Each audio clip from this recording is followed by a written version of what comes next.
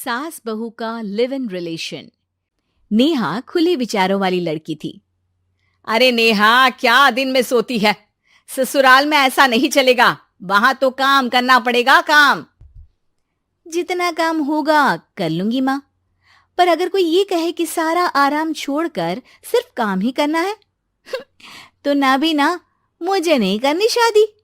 अरे कैसी बात कर रही हो? अच्छा चलो जाकर नहा लो, मैं नाश्ता लगा देती हूँ, फिर तुम्हें कॉलेज भी तो जाना है। नेहा कॉलेज के लिए निकल जाती है। वो सोचने लगती है कि ससुराल में वो कैसे मैनेज करेगी। क्या हुआ नेहा, परेशान लग रही हो? अरे यार, तू तो मुझे जानती है ना, मुझे अपनी लाइफ बिल्कुल परफेक्ट चाहिए, लेकिन लग नहीं रहा लोग मानेंगे। यार कहीं मेरी शादी ऐसे घर ना हो जाए जहां मेरी जिंदगी ही नरक हो जाए।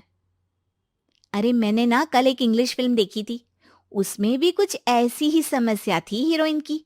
अच्छा, तो फिर क्या किया उसने? उसने तो अपने होने वाले पति से साफ साफ कह दिया कि वो पहले उसके घर कुछ दिन तक बिना शादी के रह कर देखेगी, और अगर ठीक लगा तो ठीक, वरना तेरे मेरे रास्ते अलग। अरे हाँ यार, ये तो बिल्कुल सही आइडिया दे रही है तू मुझे। चल मैं तो चली, थैंक्स यार, तूने मेरी प्रॉब्लम सॉल्व कर दी।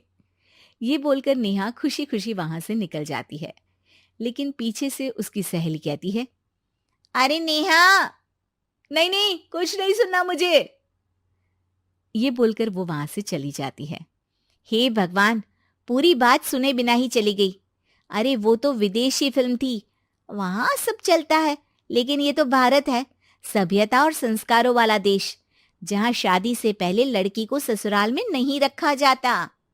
खैर, नेहा मस्त होकर घर आती है। नेहा, कल तुझे लड़के वाले देखने आने वाले हैं, और हाँ, इस बार कोई बहाना नहीं चलेगा। हाँ हाँ, आने दो आने दो, मैं तैयार हूं शादी के लिए। अगले दिन लड़के वाले आते हैं, जहां लड़का कहता है, मुझे अकेले में लड़की से कुछ पूछना है। हाँ हाँ, क्यों नहीं बेटा, जाओ नेहा, घर तो दिखा दो इन्हें।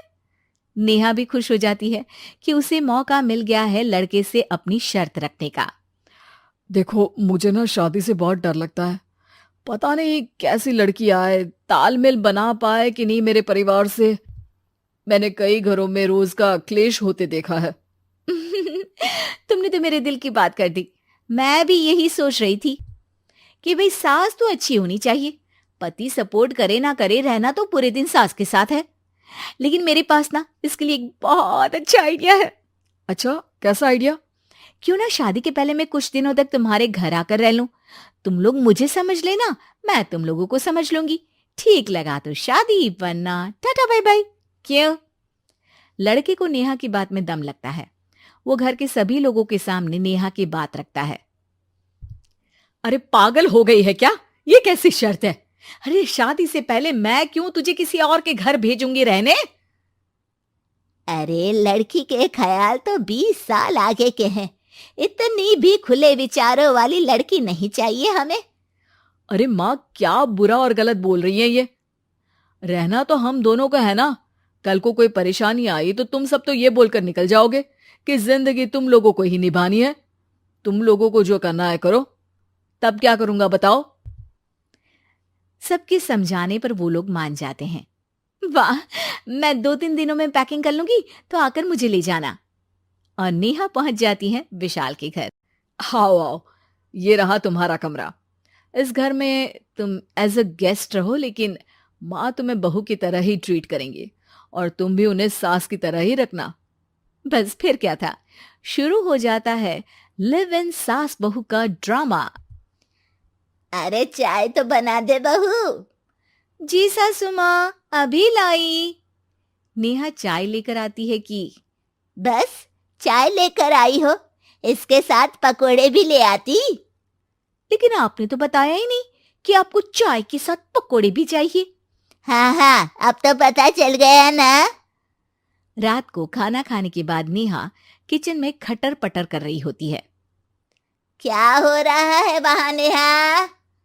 माँ जी, मैं ना रात को अदरक वाली चाय पीकर सोती हूँ, ये मेरी आदत है। अच्छा, तो जरा मेरे लिए भी बना देना। दोनों सास बहू रात को चाय पीती हैं।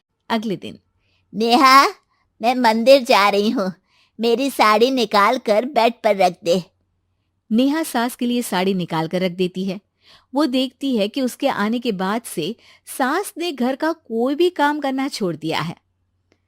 यार मैं क्या करूं? ऐसा ससुराल तो मुझे नहीं चाहिए था जिसमें मैं ही सारा काम करूं। मैं तो ऐसा घर चाहती हूं जहां सास और बहू दोनों मिलकर किचन में काम करें। हे भगवान, रात को चाय पी ली, पेट में गैस बन गई, अब तो चला भी नहीं जा रहा है। मुझे तो ऐसी बहू चाहिए जो हेल्थ के प्रति कॉन्शियस हो, क्योंकि वो ठीक रहेगी तभी तो मैं ठीक रहूंगी।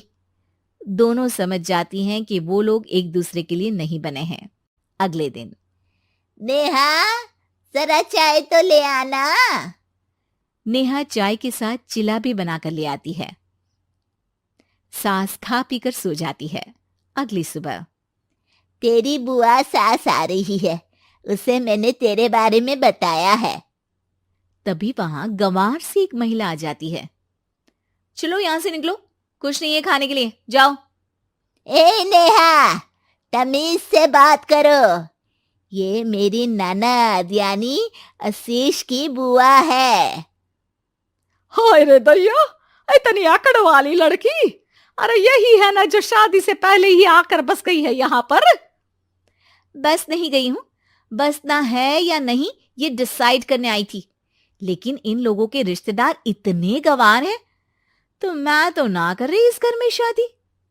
और भाभी, और क्या कमी थी हमारे आशीष में जो आपने ऐसी लड़की की शर्तों को मान लिया? अरे वो तो आशीष के कहने पर मैं झुक गई, वरना ऐसी लड़की को तो मैं घर में घुसने भी ना दूं। ए हेलो, ऐसी लड़की कैसी लड़की? हाँ, बिना समझे बुझे शादी कर लूं? अब तो समझ गई ना कि हम लोग गांव के हैं। भाभी को खाट पर सोना और रिश्तेदारों का गांव से आना जाना तो लगा ही रहना है इस घर में। हाँ हाँ, मैं तो किसी मॉडर्न घर में शादी करूंगी। ये बोलकर नेहा वहां से चली जाती है। अपने घर में आकर नेहा कहती है, ना मां ना, लिव इन में रहकर देख लिया, ये गांव के लोगों का कोई भरोसा नहीं है। खैर, नेहा की शादी एक मॉडर्न घर में हो जाती है जहां सास कहती हैं, हे नेहा, मैं टेनिस खेलने जा रही हूं, आओ तो जूस बनाकर रखना, और हाँ, वॉलनट्स और ओट्स भी बना लेना। जी माँ। माँ मॉम बोलो डार्लिंग, माँ इज ओल्ड फैशन। बेचारी नेहा सर पर हाथ रख लेती है। हे भगवान, ये सास तो सास ही होती है, गांव की हो या शहर की। 22 मार्च से 1 वीक के लिए इंडिया में कोई भी इंटरनेशनल फ्लाइट नहीं लैंड करेगी। क्या? तुझे कैसे पता? हेलो ऐप से देख, ये है हेलो ऐप। जैसे ही आप हेलो ऐप डाउनलोड करते हो, उस पर सर्च बार में हेलो ट्रेंड्स मिलेंगे, जिसमें सभी ट्रेंडिंग न्यूज, वीडियोस, आर्टिकल्स मिलेंगे। उससे आप डे टू डे इंफॉर्मेशन से अपडेट रह सकते हो। ये तो बहुत अच्छा ऐप है, मैं अभी डाउनलोड करके खुद को अपडेट करती हूँ।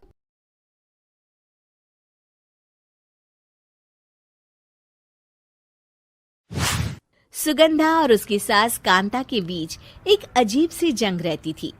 ये जंग थी किचन में कौन ज्यादा अच्छा काम करेगा और घर के सदस्यों के दिल जीतेगा। और उनकी इस जंग में हमेशा कुर्बान होते थे उनके दोनों पति। कैसे? आइए देखते हैं इस किचन पॉलिटिक्स की कहानी में।